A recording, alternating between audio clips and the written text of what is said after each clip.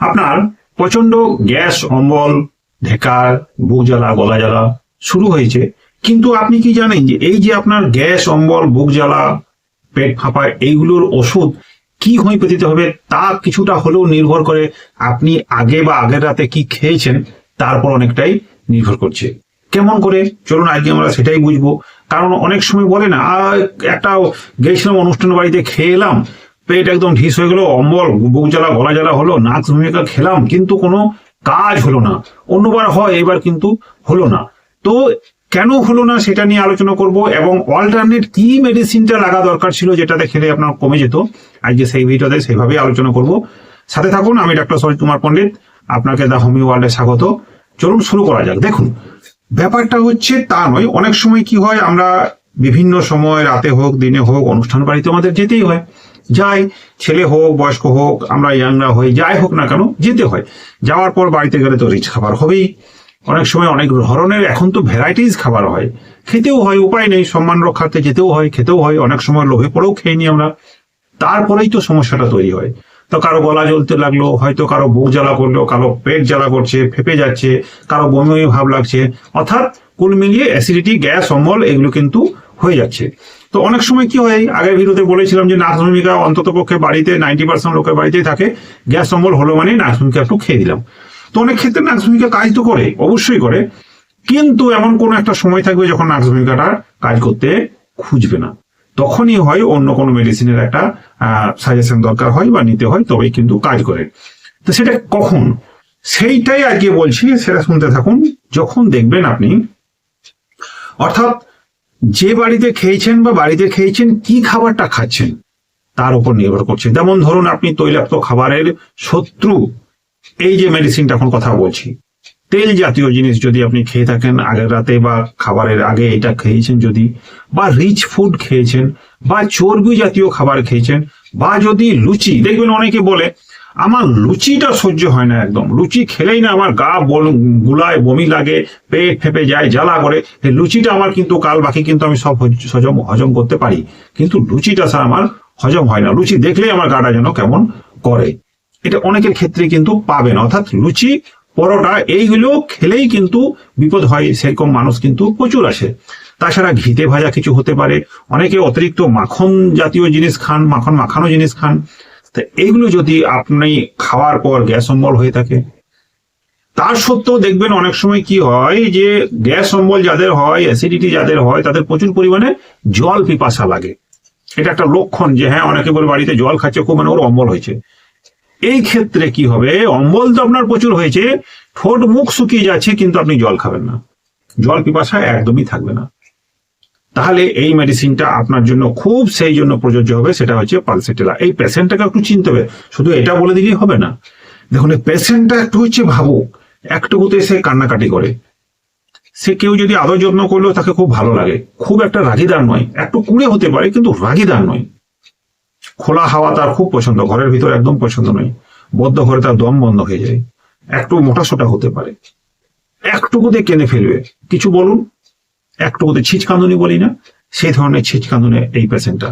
এইগুলো যদি আপনি পেয়ে যান, অর্থাৎ লুচিতে যদি আপনার কষ্ট, গ্যাস অম্বলটা হচ্ছে, ঘিতে যদি হচ্ছে, পরোটায় যদি হচ্ছে, চর্বি জাতীয় জিনিসে যদি হচ্ছে, রিচ ফুড খেলে যদি আপনার হচ্ছে, তাহলে আপনি পালসেটেলার পেশেন্ট।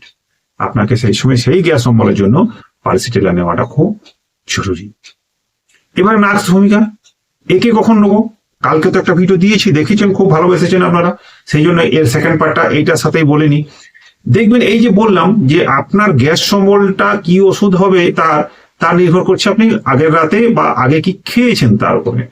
একটা তো বললাম পালসেটেলা, তৈলাক্ত খাবার, চর্বি জাতীয় খাবার, ঘি জাতীয় খাবার, লুচি, পরোটা এগুলো খেলে যাদের গ্যাস অম্বল হয় তারা পালসেটেলা নিতে পারে, তাদের কাজও হয়। কিন্তু নাক্স ভূমিকা কখন নেবো, আগের ভিডিওতে কিছু বলেছি, আজকে স্পেসিফিক খাবার নিয়েই বলে দিই। দেখুন, অনেক সময় দেখবেন অনেকে বলে বিয়ে বাড়িতে খাওয়ার পর আমার গ্যাস অম্বল হয়ে গেল, অনেকে বলবে আরে ওর বাড়িতে গিয়েছিলাম, ওই দোকানে গিয়েছিলাম, একটু বিরিয়ানি দারুণ হয়, খেয়ে নিলাম, বাস আমার কিন্তু অবস্থা খারাপ হয়ে গেল। দেখবেন অনেকে বলে বিরিয়ানি খাওয়ার পরে এটা হলো, কেউ বলবে কষা মাংস খেয়ে দিলাম এই জন্য আমার এরকম হলো। কারো কারো নেশা আছে একটু ঝাল মশলা, লঙ্কা যুক্ত ঝাল মশলা রিচ খাবার একটু খাবার খুব পছন্দ হয়।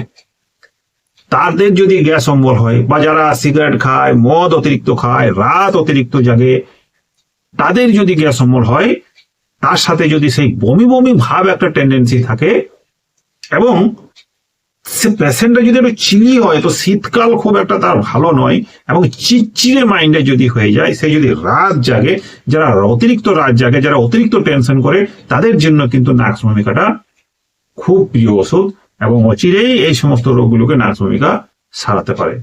এবং নাক্স ভূমিকার আরেকটা গুরুত্বপূর্ণ ব্যাপার হচ্ছে, সে হচ্ছে সকালে উঠে তার পায়খানা তো লাগবে, যাবেও, কিন্তু পায়খানা থেকে বেরোতে চাইবে না, অনেকক্ষণ ধরে বসতে হবে, বা বারবার যেতে চাইবে, আসা যাওয়া হবে, মানে পায়খানাটা তার ক্লিয়ার হচ্ছে না, পরিষ্কার হচ্ছে না, বসেই থাকছে, মনে হচ্ছে আরেকটু যেন হবে। তার সাথে বমি ভাব থাকতে পারে, গলা জ্বালা, বুক জ্বালা থাকতে পারে। এবং এই জিনিসগুলো যদি বিরিয়ানি খাওয়ার পর হয়, অনেকে এখন তো ট্রেন চলছে বিরিয়ানি খুব পছন্দ, দেখবেন আশেপাশে দোকানেও বিরিয়ানি পেয়ে যাবেন, বিরিয়ানি খুব ভক্ত এখন।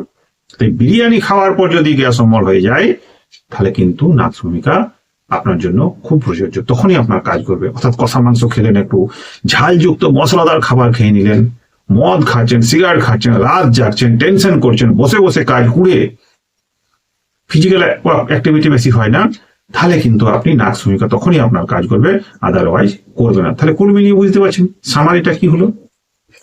যদি আপনি পরোটা খাওয়ার পর গ্যাস হয়েছে, তেল জাতীয় জিনিস খাওয়ার পর গ্যাস হয়েছে, ঘি জাতীয় খাওয়ার পর গ্যাস হয়েছে, বিশেষ করে যাদের লুচিতে অ্যালার্জি আছে, অর্থাৎ গ্যাস অম্বল হবেই, তারা কিন্তু পালসিটিলা খাবেন। আর যারা বিরিয়ানি খাওয়ার পর, কষা মাংস খাওয়ার পর, ঝালযুক্ত মশলা খাওয়ার পর, বা অতিরিক্ত রাত জাগেন, টেনশন করেন, বিড়ি খান, মদ খান, সিগারেট খান, তাদের যদি গ্যাস অম্বল হয়, আর তারা যদি একদম চিড়চিড়ে দুবলা পাতলা হয়ে যায়, তাদের ক্ষেত্রে নাক্স ভূমিকাটা খুব ভালো কাজে দেয়।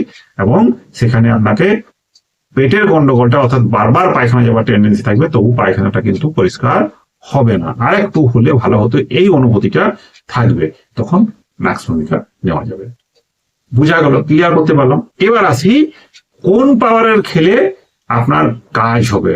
পালসিটিলার তো একটা পাওয়ার নেই, প্রচুর পাওয়ার আছে, 3 থেকে আরম্ভ করে, অর্থাৎ 33, 6 আরম্ভ করে আপনি 1M, 10M, 50M, CM পর্যন্ত আছে। ঠিক নাক্স ভূমিকারও তাই এতগুলি পাওয়ার থাকে। তো এই ক্ষেত্রে যাদের অ্যাকুট কন্ডিশন হয়, অর্থাৎ হঠাৎ করে এগুলো হয়েছে, কারণ রাতে হয়েছে, আজকে আপনার গন্ডগোল হয়েছে, রাতে খেয়েছেন, আজ হয়েছে, সকালে খেয়েছে, বিকালে গন্ডগোল হয়েছে, সেই ক্ষেত্রে এই দুটো মেডিসিনের যদি সিমটম আপনার মধ্যে মিলে যায়, তাহলে কি করবেন? 30 পটেন্সি নেবেন। এগুলোতে বেশি পাওয়ারের সেই সময় দরকার হয় না, কারণ অ্যাকুট কন্ডিশন। ক্রনিকের ক্ষেত্রে বলছি, কারণ এগুলো অ্যাকুট কন্ডিশন, অর্থাৎ আপনি একটু রাতে বিরিয়ানি খেয়েছেন, ঝাল মশলা খেয়েছেন, ঘুম হয়নি ভালো, রাত জেগেছেন, নিয়ে সকালবেলায় গন্ডগোল হয়েছে, তখন আপনি নাক্স ভূমিকা খেয়ে নিলেন। বা দেখেছেন যে রাতে লুচি খেয়েছেন, বিয়ে বাড়িতে খেয়েছেন, চর্বি জাতীয় জিনিসও হয়েছে, মাখন ঘি হয়েছে, সকালে গন্ডগোল হয়েছে, আপনি পালসিটিলা খেয়ে নিতে পারেন, কিন্তু খাবেন 30। যেমন করে যে মেডিসিনই হোক না কেন, 1 চামচ জলে 3 ফোঁটা নেবেন, সারাদিনে 3 থেকে 4 বার, খাবার পরে পরে বা খালি পেটেও খেতে পারেন, কোনো রকমের কোনো অসুবিধা নেই। নাক্স ভূমিকাটা খাওয়ার পরে খেলেই বেশি ভালো কাজে দেয়, এইটুকুনি আমার অনুভূতি এই সকল ক্ষেত্রে। আচ্ছা, যদি ক্রনিক সিমটম হয় এগুলো, যে বহুদিন ধরে এগুলো আপনার এরকম গ্যাস অম্বল চলছে, তখন তো অনেক মেডিসিন আছে, তার মধ্যে যদি এইগুলোর সিমটমই আসে, তখন কিন্তু ওই 30 দিয়ে শুরু করে কোনো কাজ হবে না, তখন কিন্তু 200-র উপর, অর্থাৎ 2C, 1M, 10M, এইগুলো আপনার টোটালিটি অফ সিমটমের লক্ষণ অনুযায়ী এগুলো কাজে লাগে বা নিতে হয়। তখন 30-তে খুব একটা কমলেও কাজ হবে না, ঠিক হবে না। তবুও এই সমস্ত জিনিসগুলো যে লক্ষণ ভিত্তিক, আপনার কি মেডিসিন লাগবে না লাগবে, সেটা আপনার নিয়ারেস্ট কোনো ডাক্তারের পরামর্শ অনুযায়ী খাবেন, নিজে নিজে কিন্তু মেডিসিন খাবেন না, কারণ অনেক লক্ষণ নিতে হয়, তারপর আপনার কি মেডিসিন সেইটা ক্যালকুলেশন করে বার করা হয়, অর্থাৎ টোটালিটি অফ সিমটমের উপরে আপনার মেডিসিন সিলেকশন হবে। সেই জন্য কোনো ডাক্তারের অনুমতি নিয়ে, কোনো ডাক্তারের পরামর্শে যে মেডিসিনটা দিচ্ছেন সেটাই খাবেন, নিজেরা কখনোই কোনো মেডিসিন খাবেন না। আচ্ছা, কতবার করে খেতে হবে অ্যাকুট কন্ডিশনে? আর যদি পুরাতন রোগ হয় তাহলে কতবার করে খেতে হবে? এটা অনেকের প্রশ্ন থাকে, স্যার কবার খাবো? আজকেও একজন করেছেন, স্যার অ্যাসিড ফস মাথার টিনচার কতদিন খাবো, বা 200 কতদিন খাবো? এই জিনিসগুলো অনেক সময় ক্লিয়ার হয় না। তো বলে রাখি, যারা অ্যাকুট কন্ডিশন, অর্থাৎ কাল রাতে হয়েছে, আজকে আপনার কষ্টটা শুরু হয়েছে, তারা 2 থেকে 3 দিন খেতে পারেন, কোনো অসুবিধা নেই। 1-2 দিন খেতে খেতেই ঠিক হয়ে যায়, আর হওয়ার চান্স থাকে না, যদি না আবার আপনি ওইগুলো খান। কিন্তু যদি ক্রনিক কেসে হয়, তাহলে কিন্তু 1-2 দিনের এগুলো কাজ নয়।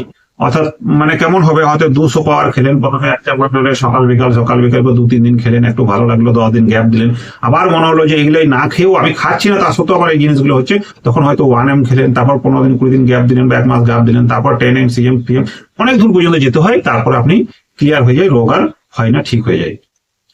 ক্রনিক রোগটা হলো যে ওই সিমটমই থাকছে, অথচ আমি ওগুলো না খেয়েও কিন্তু এখন হচ্ছে, অর্থাৎ রিচ খাবার না খেলেও আমার কিন্তু এখন ওই রকম লক্ষণে, ওই মেন্টাল সিমটমে কিন্তু আমার পালসিটিরাই আসছে বা নাকসুমিকাই আসছে। পুরাতন রোগের ক্ষেত্রে এরকম হয়। তাহলে আপনারা সেরকম পুরাতন আর একুট কন্ডিশন অনুযায়ী মেডিসিন ভাগ করে নেওয়া যেতে পারে, আমরা সেভাবেই দিয়ে থাকি। এইবার কথা হচ্ছে যে এই তো গেল গ্যাস অম্বলের অনেক রকম কাহিনী বলা গেল, আরো অনেক মেডিসিন আমি তৈরি করবো আপনাদের জন্য।